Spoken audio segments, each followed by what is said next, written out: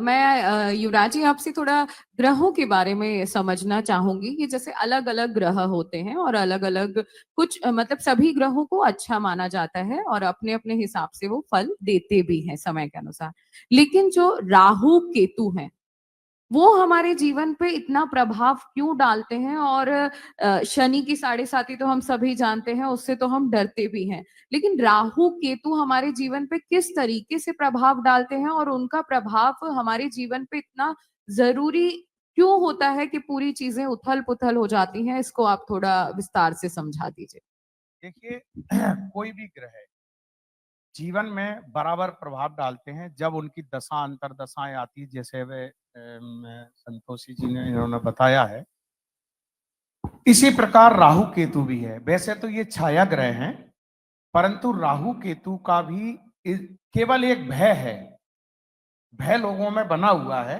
राहु केतु भी, यहाँ गुरुजी अनिल वत्स जी बैठे हुए हैं, राहु केतु बहुत अच्छा फल देते हैं। राहु और केतु दोनों ग्रह यदि केंद्र में बैठे हों, त्रिकोण में बैठे हों या शुभ ग्रहों के साथ बैठे हों, तो ये जो शुभ ग्रह, जैसे राहु यदि गुरु के साथ बैठे हैं तो गुरु का जो फल है वही राहु देंगे, कभी गलत फल नहीं देंगे। केतु तो मोक्ष का कारक है, ये तो आध्यात्म से जोड़ते हैं, ये ग्रह कभी अनिष्ट नहीं करते। हाँ, गुरु भी बहुत अच्छा फल नहीं दे पाते, कभी कभी शुक्र भी नहीं दे पाते, बुध भी नहीं दे पाते। यदि ये त्रिक भावों में गए हों, पाप प्रभाव में हों, डिग्रियां कम हों, तो ये ग्रह भी अच्छा फल नहीं दे पाते। तो इसी प्रकार राहु केतु भी कोई अलग से नहीं है, इनसे कभी डरने की जरूरत नहीं है। राहु अधिकांशतः हम देखते हैं जिनके विदेश योग होते हैं, राहु अक्सर विदेश ले जाते हैं। तो विदेश योग भी एक, अब पहले तो इसको अच्छा नहीं माना जाता था, परंतु अब तो बहुत अच्छा माना जाता है। बहुत लोग पूछते हैं गुरुजी हम विदेश यात्रा करेंगे कि नहीं, तो हम राहु को देखते हैं। तो राहु और केतु नाम से लोग भयभीत होते हैं, इतने भयकारक ग्रह नहीं है। संतोष जी मैं आपसे जानना चाहूंगी जी। कि ग्रहों का तो हमें पता है उनकी चाल हमारे जीवन में बहुत बदलाव करती है, लेकिन समय अच्छा आने वाला है या हमारा समय अब अच्छा होगा, इस चीज का कैसे पता चलता है? सांकेतिक रूप से या कुंडली के हिसाब से? कुंडली के हिसाब से आप बताइए। मूल त्रिकोण के स्वामियों की दशा, केंद्रस्थ ग्रहों की दशा और केंद्रेश पर शुभ ग्रहों की दृष्टि, उसकी दशा, सही है, प्लस योग कारक ग्रह के गोचर में केंद्रस्थ होना, ये आपको अचानक से बिल्कुल, जैसे अभी बिल्लोरी आंखों वाली घूम रही थी जी, उनका जरूर ऐसी कुछ दशा आ गई कि वो फिल्म का ऑफर पा गई। सही तो है। ये नहीं, कहां से कहां कोई कल्पना कर सकता है क्या? तो ये इसी प्रकार के गोचरीय फल, मैं इसको गोचरी अटैक शब्द नाम दिया था अपने कार्यक्रमों में, अक्सर मैं बोलता हूं गोचरी अटैक। एक होता है जो हम जन्मजात लेकर आते हैं और एक अचानक गोचर से मिलने वाले फल के फल स्वरूप प्राप्त कर लिए, तो वो गोचरी अटैक है। यहीं से हमें क्रमशः अचानक सफलताएं मिलनी शुरू हो जाती है। ठीक इसके विपरीत विफलता का कारण क्या बनता है? वहीं हमारा 6 भाव के स्वामी 8वें का संबंध बन जाए, 12वें से संबंध बन जाए, तो एकदम से हम कुछ भी निर्णय लेते हैं, पतन हो जाता है। भाग्य क्या है? सोचा हो जाए वही भाग्य है जी, सोचा नहीं हुआ वही दुर्भाग्य जी। अगर मैं अपनी कुंडली देखना चाहूँ तो वही सुबह एक सत्र चल रहा था तो ये प्रश्न भी आया था, अगर आप इसको विस्तार से और समझाएं कि मेरे पास मेरा डेट ऑफ बर्थ नहीं है और मुझे अपना जन्म के बारे में कोई भी जानकारी नहीं है और मुझे अपनी कुंडली बनवानी है और अपने भविष्य के बारे में पता करना है। तो क्या मैं बिना कुंडली के, बिना जन्म दिनांक के, बिना समय के, बिना स्थान के, क्या मेरी कुंडली बन सकती है? क्या मैं अपने भविष्य के बारे में जान सकती हूँ? बहुत बड़ा प्रश्न आपका है और इतना बड़ा प्रश्न है कि मेरे ख्याल से लगभग 10% लोगों को तो बर्थ डिटेल नहीं पता होगा। 10% में मान के चल रहा हूँ, बहुत कम, क्योंकि हम काफी आगे बढ़ गए हैं। देखिए, कुंडली बन जाएगी और अकुरेट बनेगी, इस पर मुझे व्यक्तिगत रूप से संशय है। हालांकि कुछ विद्वान दावा करते हैं, बट सुप्रिया, जब हमें डिटेल नहीं पता है तो वो जो भी कहेंगे हम मान जाएंगे, उसकी सत्यता की जांच कैसे होगी, ये एक बड़ा प्रश्नवाचक चिन्ह है। तो कुंडली जो बन रही है वो आपकी एक्चुअल वाली है जब आप पैदा हुए थे? मुझे नहीं लगता ऐसा है व्यक्तिगत तौर पर। हाँ, आप भविष्य जान सकती हैं, उसके लिए ज्योतिष शास्त्र में तमाम विधाएं और हैं। जैसे एक बहुत बड़ा माध्यम होता है प्रश्नांक, प्रश्न कुंडली। बाप रे बाप, कई बार तो मैंने व्यक्तिगत तौर पर देखा है कि जन्म कुंडली से बेहतर बन जाती है, और जो लग्न कुंडली है वही प्रश्न कुंडली का लग्न निकल आता है। इतनी एक्यूरेसी आती है। मतलब जातक जब हमारे समक्ष उपस्थित हो रहा है तो उस समय क्षितिज में किस प्रकार के ग्रहों की ग्रहीय व्यवस्था है, किस प्रकार की व्यवस्था हुई है, कौन सा ग्रह कहां बैठा है, उसके बेस पर एग्जैक्ट प्रेडिक्शन। नंबर 2, मस्तक रेखा जी, बड़ा सशक्त माध्यम है, अनोखा माध्यम है, पढ़ने वाला क्या नहीं बता सकता। हस्तरेखाओं का नाम मैं सबसे लास्ट में लूंगा सुप्रिया, क्योंकि ये हमारे दशाओं के आधार पर बदलती है। अच्छा, जैसे कोई जन्मजात अपराधी पैदा हुआ तो उसकी कुंडली में उस प्रकार का योग रहेगा। आतंकवादी और आईपीएस में बहुत बारीक से मंगल का डिफरेंस होता है, बहुत बारीक सा काम एक विध्वंस का करता है, एक निर्माण का करता है। खैर, तो हस्तरेखा चेंज हो जाएगी, जैसे दशाएं बदली एकदम से हस्तरेखाओं में बदलाव शुरू हो जाएगा। अचानक कोई अपराधी बन गया, पहले संत था, संत अचानक से अपराधी, अचानक से संत बन गया, ये गोचरीय हमारा दशा अच्छी आई और एक हृदय परिवर्तन हो गया और हम संन्यास की तरफ आ गए, बड़ी बात होती है। तो ये हस्तरेखा से उस समय पता चलेगा जब ये रेखा बनती है।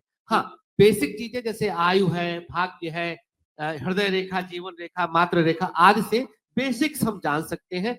बारीक जानकारियों के लिए हमें उस समय का इंतजार करना होता है। जी युवराज जी, मैं आपसे जानना चाहूंगी कि कई बार ये होता है कि जो मेरा नाम कुंडली में कुछ और आया, ठीक है, मतलब मेरा नाम कुंडली में सुप्रिया आया, लेकिन मेरे माता पिता ने मेरा नाम डॉली रख दिया।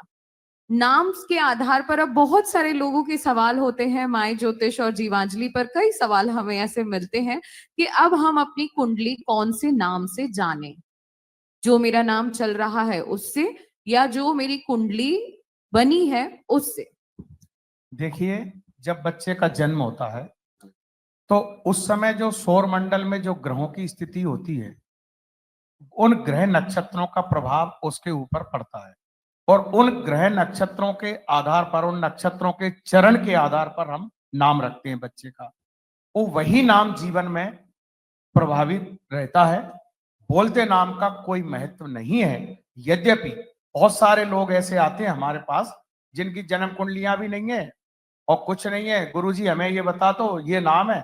तो बहुत सारे पंडित बताते भी हैं, हम भी बताते हैं, परंतु किसी का भविष्य जानने के लिए केवल बोलते नाम बहुत उपयुक्त नहीं है, उसका जन्म नाम ही होना चाहिए, जन्म नक्षत्र होना चाहिए। और बाकी संतोष जी ने बताया कि हस्तरेखाएं बहुत प्रभावी माध्यम है, वास्तव में है। दुनिया में कोई ऐसी, आज तक कोई ऐसी टेक्नोलॉजी नहीं है जो किसी के मस्तिष्क को पढ़ सके। ये केवल हस्तरेखा की मस्तिष्क रेखा देख करके हम बता सकते हैं कि इस व्यक्ति के अंदर कितना टैलेंट है। जब हस्तरेखा की बात हो ही रही है तो हम उसके बारे में थोड़ा सा जान लेंगे। कहा जाता है कि हाथों की लकीरों में भाग्य होता है, पैसा होता है, संतान प्राप्ति के योग है कि नहीं, आप अपनी रेखाओं में देख सकते हैं। कैसे पता चलता है हस्तरेखा के माध्यम से? संतोषी जी, आप थोड़ा बताइए। देखिए, हस्तरेखा बहुत सशक्त माध्यम मैंने बताया, हालांकि इसमें बहुत क्रिटिसाइज भी लोग करते हैं कि भाग्य उनका भी होता है जिनके हाथ नहीं होते। अब उनके भाग्य में हाथ होना होगा ही नहीं तो हाथ कहां से रहेगा। खैर, मेरा तर्क है, देखिए हस्तरेखा में एक तो हाथ का आकार, आपकी हथेली किस प्रकार की है जी, तो इस पर एक बड़ा फलित है, वर्गाकार है, त्रिकोणा है, आयताकार है, रूखा है, हाथ का रंग कैसा है, नाखून का रंग कैसा है, मतलब बारीक से बारीक चीजें। मैं आपको बताऊं, एक बार मैं कैदियों की रिसर्च के लिए गया था, एक जेल का नाम मैं नहीं लूंगा, बहुत जगह परमिशन नहीं मिली थी मुझे, बहरहाल एक जगह संयोगवश मिला। मैं रेखाओं के आधार पर ही वहां पर पूरा प्रेडिक्शन किया और माता सरस्वती की कृपा से, गुरुजनों के आशीर्वाद से सत्य भी निकला था। तो कहने का तात्पर्य है कि एग्जैक्ट बताया जा सकता है, बट बहुत सतत शोध की आवश्यकता है। मैं अपने आप को बहुत अच्छा हस्तरेखा विशेषज्ञ नहीं मानता, क्योंकि इसमें वेरिएशंस बहुत है, इसमें चेंज के बहुत अधिक चांसेस होते हैं।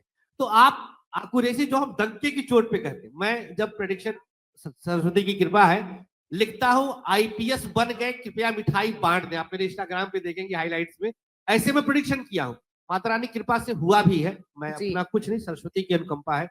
तो ये कुंडली से हो सकता है, रेखा से भी कोई करते होंगे, उसमें अतीन्द्रिय ज्ञान की भी आवश्यकता रहेगी।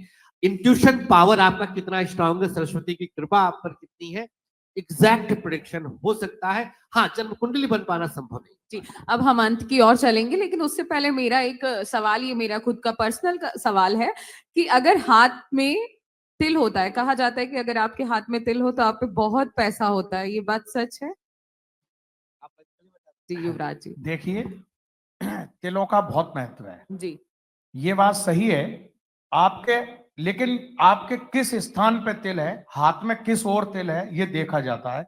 बहुत सारी कहावतें भी है, वो कहते हैं तिल भोरी और लहसुन मसा पड़े दाहिने अंग, जाए बसे बन खंड में तहां लक्ष्मी संग। तो तिलों का बहुत महत्व है। और बात हस्तरेखा की छोटी सी और बता देता हूं। हस्तरेखा तो इतना सशक्त माध्यम है, हम वैदिक ज्योतिष से, मैं भी वैदिक ज्योतिष से कुंडलियां देखता हूं, हस्तरेखा में बहुत बारीकी है, ये बात सही है। लेकिन ज्योतिष में जन्म कुंडली में जब हम बच्चा का कोई हमें समय बताता है तो हम बताते हैं। हो सकता है टाइम अगर इधर उधर थोड़ा बहुत भी हो गया तो पूरा वो गड़बड़ा जाता है भविष्य, लेकिन हस्तरेखाएं जन्म से ही आती हैं, इनमें कोई गुंजाइश नहीं होती, ये बिल्कुल राइट बोलती हैं। छोटा सा एक प्रसंग याद आया है, जब मैना के यहाँ पार्वती जी का जिस समय जन्म हुआ था, तो नारद जी वहां जो है कौतूहल देख के वो भी पहुंचे, तो राजा ने उनका बड़ा स्वागत किया, उनके चरणोदक से जो है चरण धोए और उनको बिठाया आसन पे, और उन्होंने पूछा मेरी बेटी का भविष्य बताइए जी। तो नारद जी ने उनकी हस्तरेखा देख के बताया कि योगी जटिल अकाम मन, नगन अमंगल वेश, और अस स्वामी एह कह मिलई परी हस्त आश्रय। तो वो चीज है हस्तरेखा। तो उन्होंने इतनी छोटी बच्ची का और विवाह के बारे में बता दिया था कि ऐसा इनको वर मिलेगा। तो बहुत सारी चीजें हैं। आयु रेखा के बारे में बताते हैं, जीवन रेखा से आयु की गणना करते हैं, हृदय रेखा से करते हैं। किसी की जीवन रेखा यदि टूटी हुई हो, उस पे कोई वर्ग का चिन्ह हो, कट गई हो, तो वहां समझते हैं कि इनकी मृत्यु इस समय होना निश्चित है। और ये एक माप रहता है जिससे हम उसकी गणना करते हैं। परंतु किसी की जीवन रेखा कटी हुई भी हो, यदि उसकी हृदय रेखा सशक्त है, यदि हृदय रेखा सही है, तो उस व्यक्ति की मृत्यु नहीं हो सकती। यदि व्यक्ति के टुकड़े भी हो जाएं और उसका जब तक हृदय धड़क रहा है तब तक मृत्यु नहीं हो सकती। तो रेखाएं तो गजब का सूत्र। हमारे एक ज्योतिषी हैं पंडित लेखराज जी शर्मा, हिमाचल प्रदेश के, आपकी हस्त रेखा देख करके और वो आपका जन्म समय, जन्म दिनांक आदि बता देते हैं। तो ये गणना के ऊपर है, जैसे ज्योतिष की गणना ऐसे हस्तरेखा। जी, सवाल बहुत सारे हैं लेकिन समय सीमा है। आपसे बहुत कुछ जाना और समझा। आगे भी हम चाहेंगे कि आप जीवांजलि और माय ज्योतिष के माध्यम से हमसे जुड़े रहें, और हस्तरेखा की जो बातें हैं वो हम और आगे करेंगे। युवाओं को ज्योतिष से जोड़ना है, उसको हम जोड़ेंगे आप दोनों के माध्यम से। संतोषी जी आप यहाँ आए, आपका बहुत बहुत धन्यवाद। युवराज जी आप यहाँ आए, आपका बहुत बहुत धन्यवाद। अमर उजाला जीवांजलि के सारथी की मदद लें और महाकुंभ में स्नान जरूर करें।